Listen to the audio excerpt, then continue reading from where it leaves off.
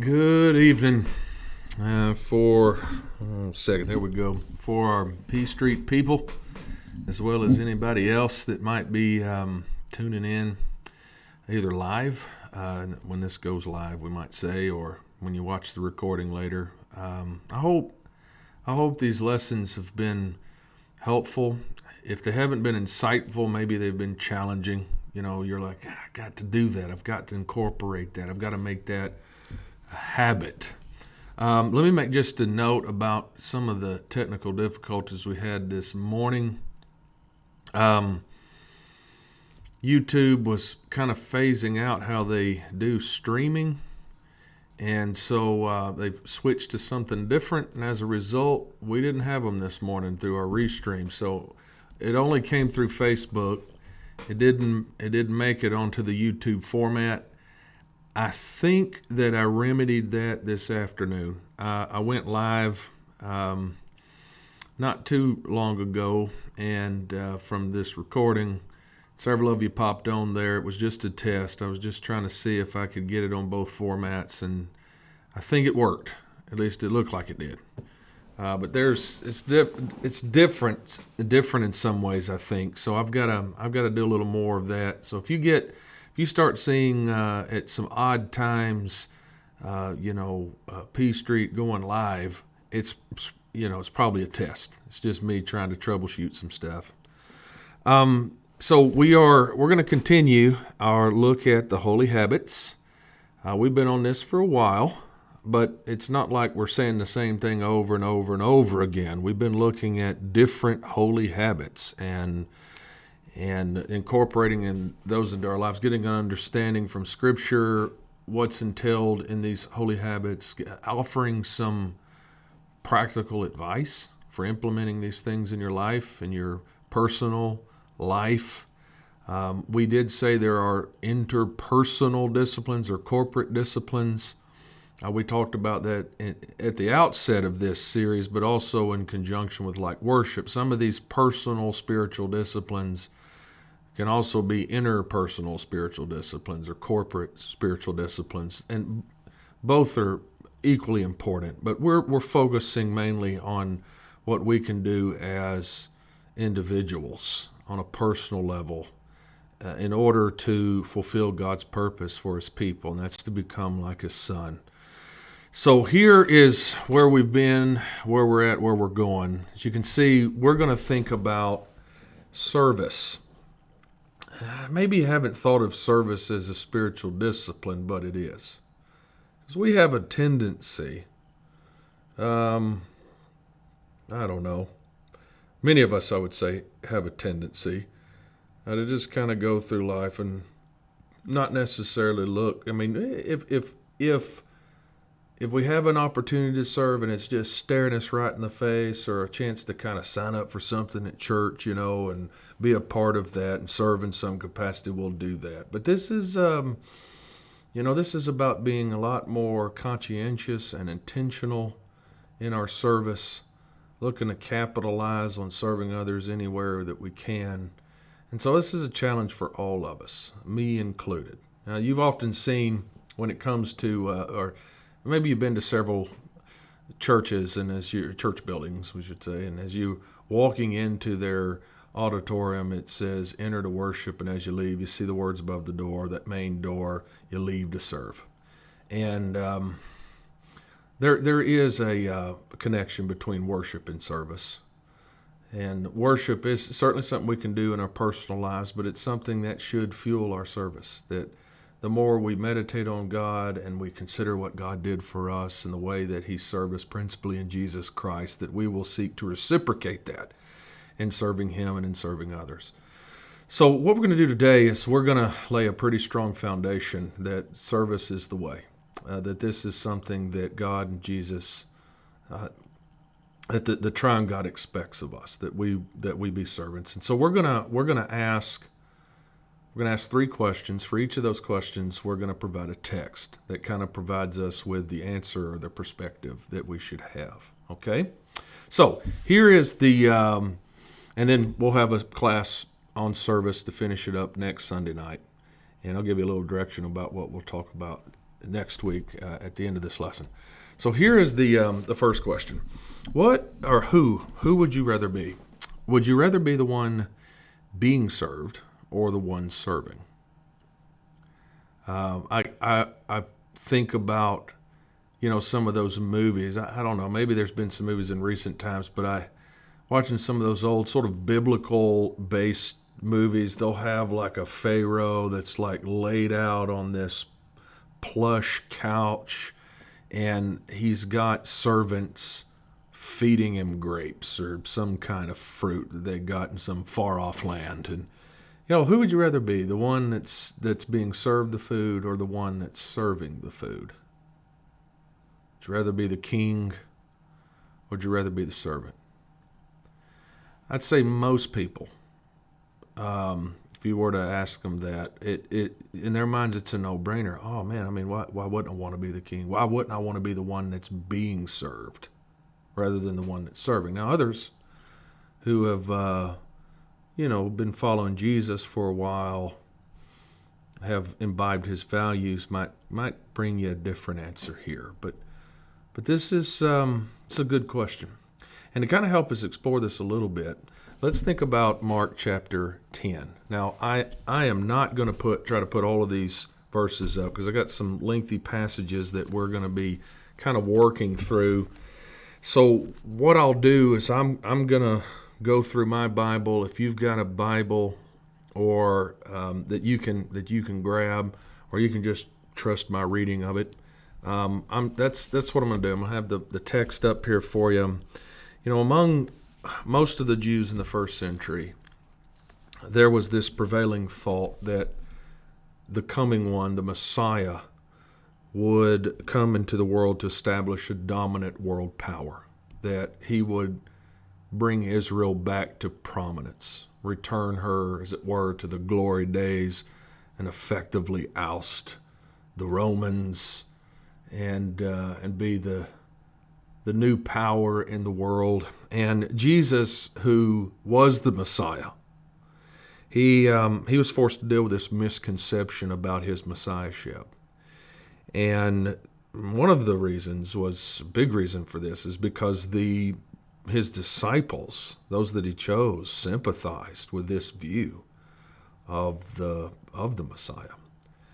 And in their estimation, it seems Jesus was going to do just that. He was going to bring Israel back to prominence, and as a result, they would often argue among themselves about who was going to ascend higher than the others, who would rise to greater prominence among this group that Jesus had chosen.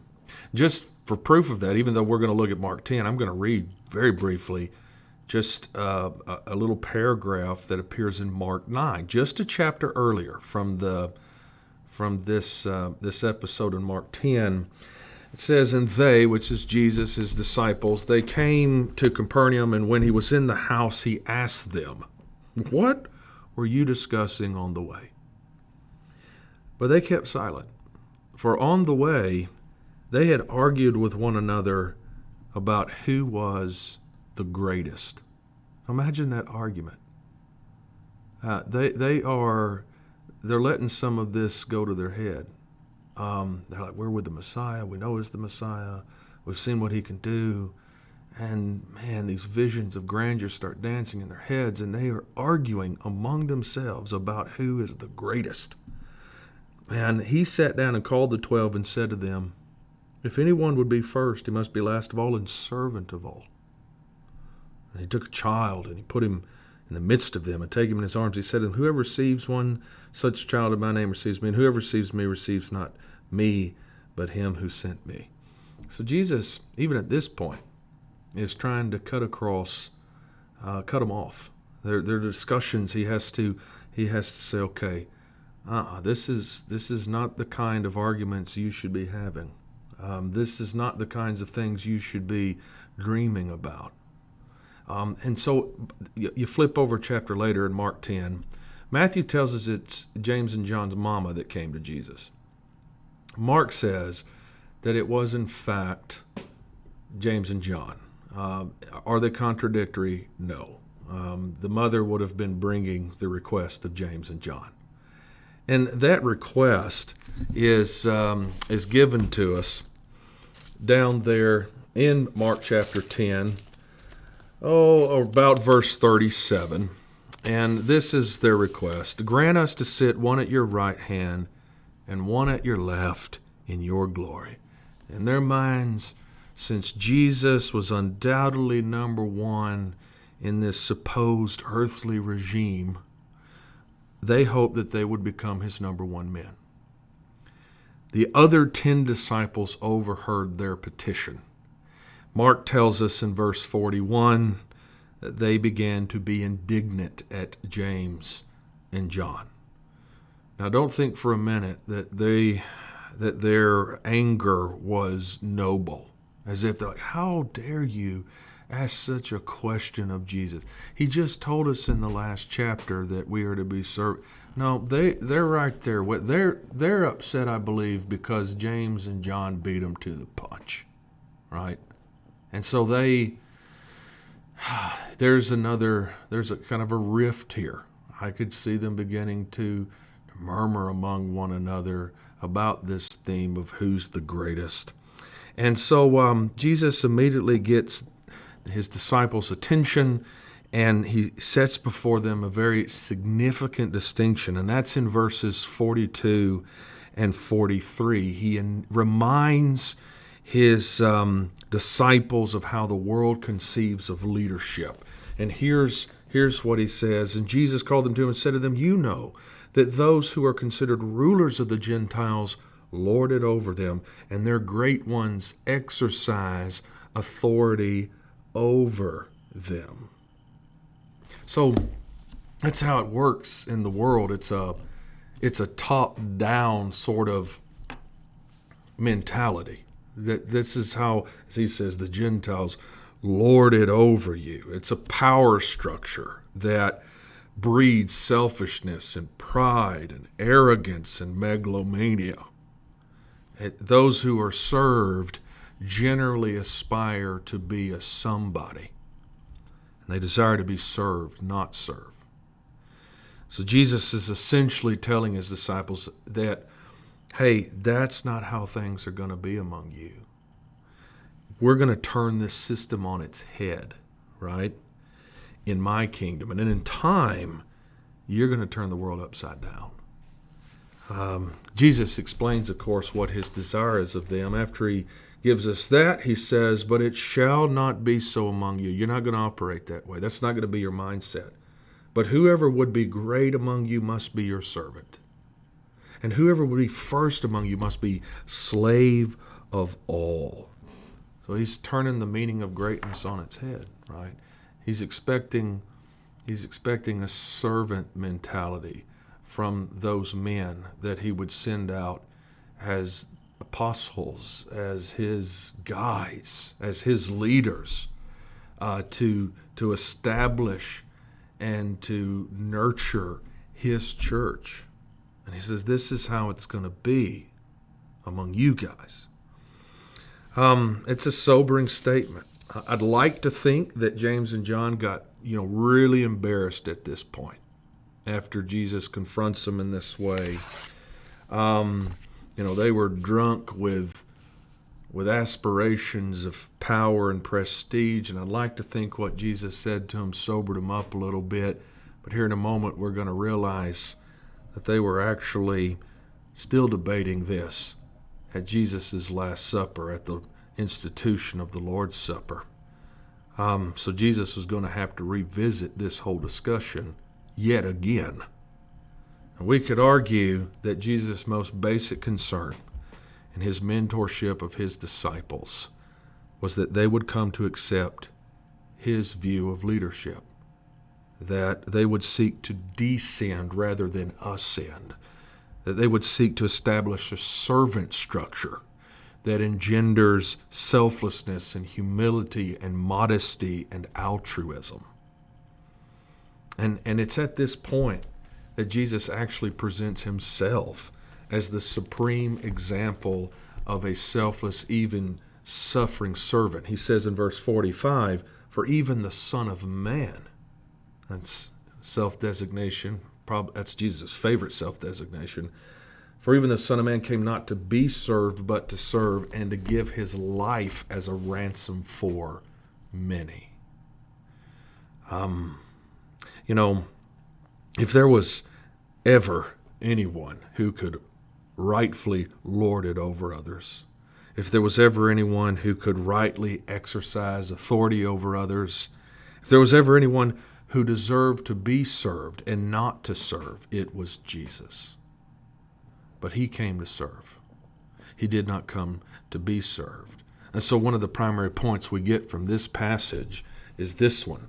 Jesus wants us to be people who prize serving over being served.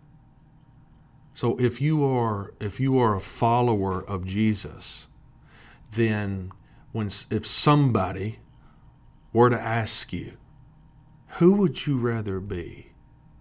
The one being served or the one serving? According to Mark 10, Jesus would want us to be able to answer genuinely and authentically, hey, I'd rather be the one serving, not the one being served. And that is so transculturally countercultural, right? It's not the way the world works. That's the way Jesus works. Here's the second question, okay, that it's a good question. Is your towel dirty? Is your towel dirty? Okay, well, here's the passage we're going to look at to kind of help us here a little bit. This is in John chapter 13. And this would have been on the night that Jesus would be betrayed. Okay, and I got a chance to mention this in passing this morning in our discussion of John 16, but in John 13 through chapter 16, he is having a moment, about a 4-hour moment with his disciples, and it's been called a farewell discourse. It starts sort of with the institution of the Lord's Supper, and then they get up and begin to kind of walk towards Gethsemane, and he is talking to them along the way, and there's just some final things he wants to say to them, because whether or not they realize it, they don't seem to realize it. He knows what's coming. He knows what Judas has set off to do, and that's kind of where our passage starts anyway, about what Judas is going to do and what's about to commence. And so in John 13, it says, now before the feast of the Passover, when Jesus knew that his hour had come to depart out of this world to the Father, having loved his own who were in the world, he loved them to the end. So during supper, when the devil had already put it into the heart of Judas Iscariot, Simon's son, to betray him, Jesus, knowing that the Father had given all things into his hand, that speaks of his sovereignty, and that he had come from God, that speaks of his origin, and that he was going back to God, that speaks of his destiny. So here's Jesus, okay? Here's some things Jesus knows. He's sovereign.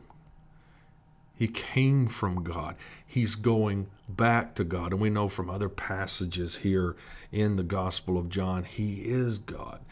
Knowing all of these things, knowing the incredible power that he has, incredible authority that he has,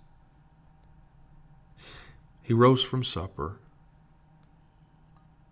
He laid aside his outer garments, and taking a towel, he tied it around his waist.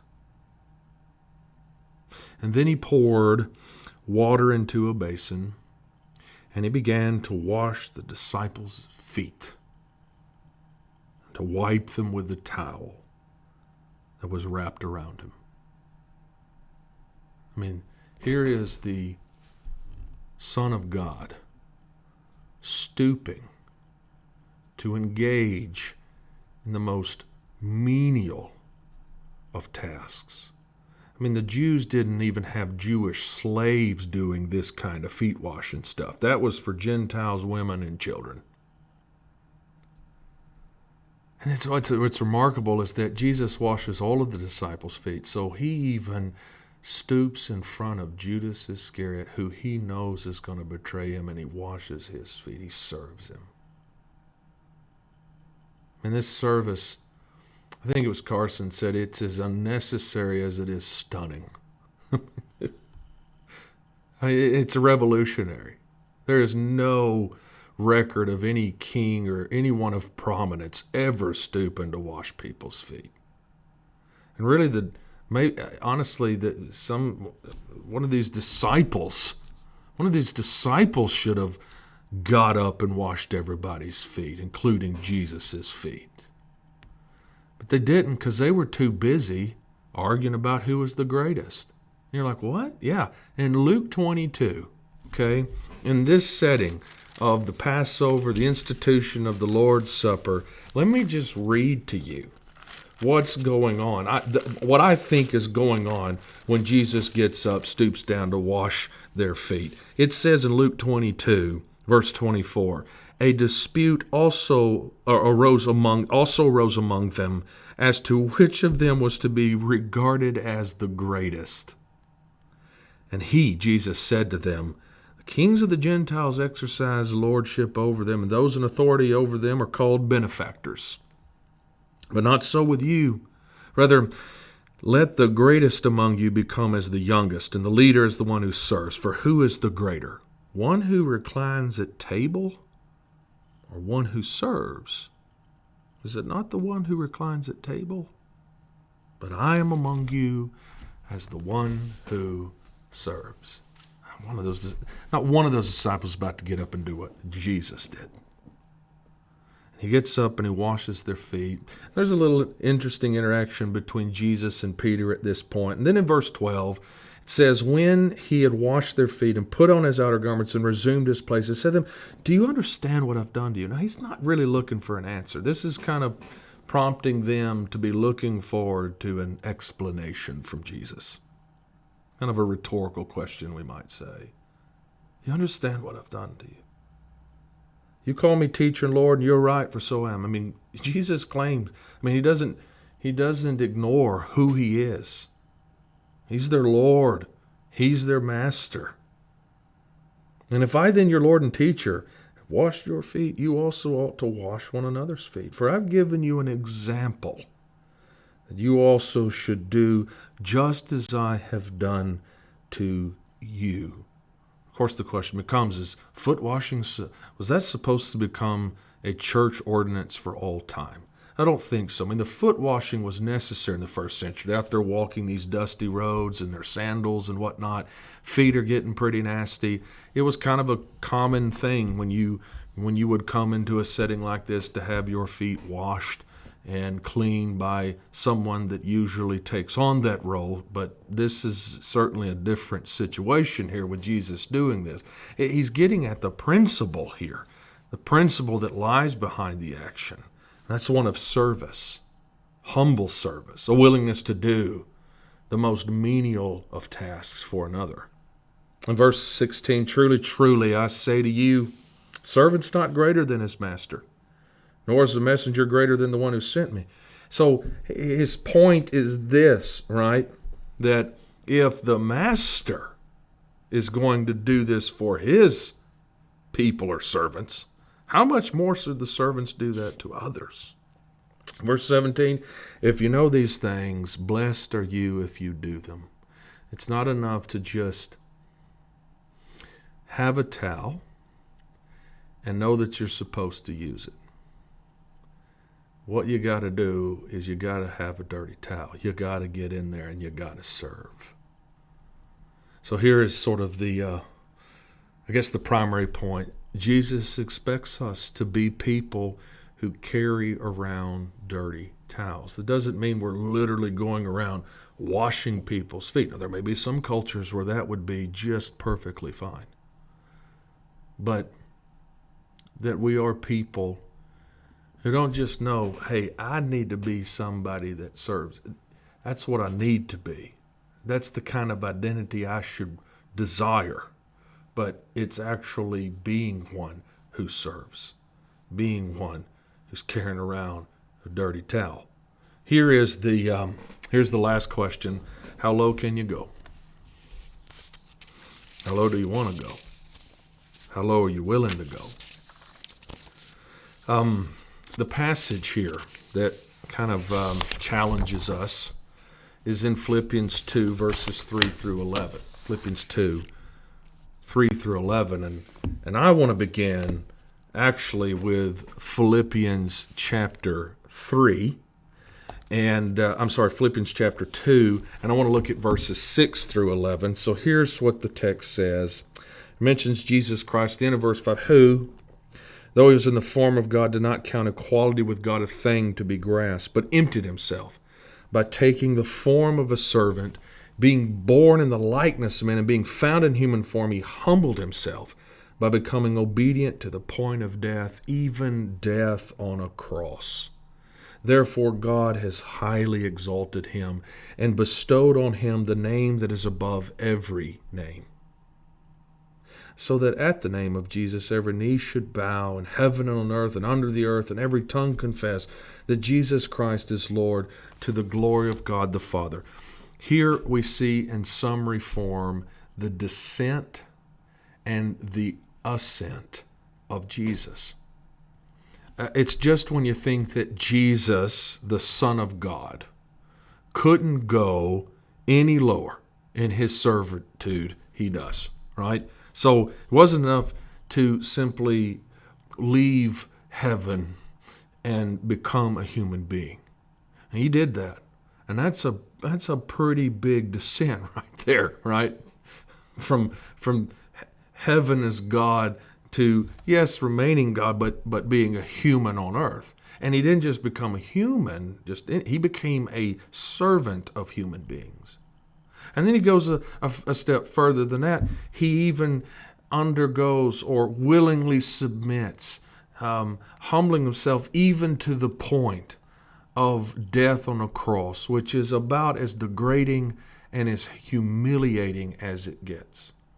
I mean, he goes low, and then he is taken as high as anyone can be. He's exalted, right? The right hand of the Father. What we should notice is that, what led Paul to write what he does here. And so that brings us to verses 3 through 5. Do nothing, says, from selfish ambition or conceit, but in humility. Count others more significant than yourselves. Let each of you look not only to his own interest, but also to the interest of others. Have this mind among yourselves, which is yours in Christ Jesus. Now, there is no way that we can completely and exactly replicate the descent and the ascent of Jesus. There was only one Savior after all. But there is a pattern here, a very important pattern that is to be seen in our lives. And it's one of us getting low and being a servant to other people, genuinely and humbly caring as much or more about their interests as we do our own. If we had to kind of get a primary point, this is how we might put it. For those who follow Jesus, humility is the path to exaltation. Getting low is the path to being raised high, we might say. I want to close with a quote that I think's it's good. It's one that demonstrates, and it'll help us kind of bridge to what we want to talk about next week. This is a quote from Richard Foster. He wrote a book called Celebration of Discipline. And in his discussion on service, here is what he said. He said, the flesh whines against service, but screams against hidden service. What do you think he's getting at there? I think he's obviously demonstrating that there is generally this human tendency, especially among those that have kind of just feeding off the world's way of thinking, that we push against this idea of humbling ourselves and serving the flesh. It's not what it wants. It wants to be noticed. There's pride. There's recognition. There's accolades, accomplishments, awards, right? And we want recognition for our service. That's why the flesh screams against hidden service. The flesh strains and pulls for honor and recognition and praise, and it will devise subtle, religiously acceptable means to call attention to the service rendered. And we have to, in a way, crucify that tendency. And every time we do that, every time we sort of crucify our pride and our arrogance and our desire for prominence and for prestige, we replace that with a desire for humility and service, lowliness. That is this holy habit, this spiritual discipline of service in itself cultivates humility. If we want humility to ascend in our hearts, if we want to become more like Jesus, then we must descend into service. But service doesn't come easy. I mean, think about it. Sometimes service is inconvenient. We're going to talk about some of this more next week here. Sometimes service is difficult. It's not easy. It requires your time.